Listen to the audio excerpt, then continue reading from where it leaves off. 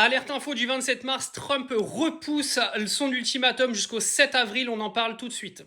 Alors avant qu'on entame sur Donald Trump et le report de son ultimatum, il faut savoir qu'en Israël, on commence à être en PLS total. Il y aurait plusieurs responsables militaires en Israël qui commencent à s'inquiéter fortement de la situation en disant que Israël va peut-être manquer de soldats à un moment donné. Il faut savoir qu'Israël fait, entre ces génocides à Gaza, ils sont un petit peu partout en train de créer le bordel au Moyen-Orient. Ils sont en Syrie, ils sont au Liban, ils sont en Cisjordanie, ils sont à Gaza, ils sont partout. Le problème, c'est qu'à un moment donné, il va plus y avoir assez de soldats sur le territoire israélien. Et ça inquiète énormément en Israël aujourd'hui. Il faut savoir que c'est devenu une sorte de gruyère, le dôme de fer israélien, qu'Israël se fait canarder quasiment tous les jours.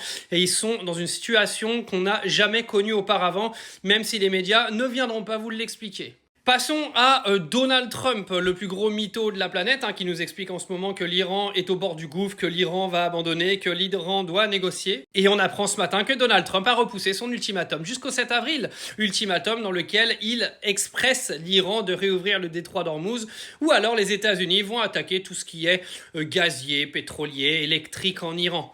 C'est bizarre, parce qu'il fait que de repousser le garçon. Pour quelqu'un qui est en position de force, c'est quand même un petit peu osé, non, vous trouvez pas? Il est juste en train de flipper sa race, il est en train de faire du bluff. Les Iraniens continuent de se foutre de sa gueule. Je ne sais pas si vous voyez les vidéos propagande qui sont données tous les jours par le gouvernement iranien, mais c'est quand même à mourir de rire parce que Netanyahou et Donald Trump sont vraiment moqués H24 par l'Iran. Il n'y a aucun respect.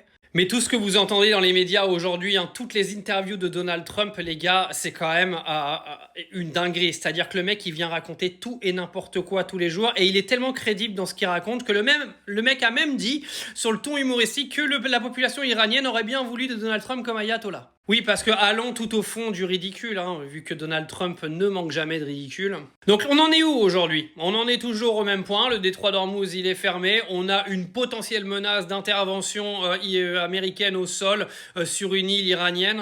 On a Israël qui continue de nier et de ne pas montrer les images des dégâts qu'il y a dans son pays, mais apparemment certains militaires du pays commencent à sortir un petit peu de leur grotte pour venir dire toute leur inquiétude sur la situation actuelle.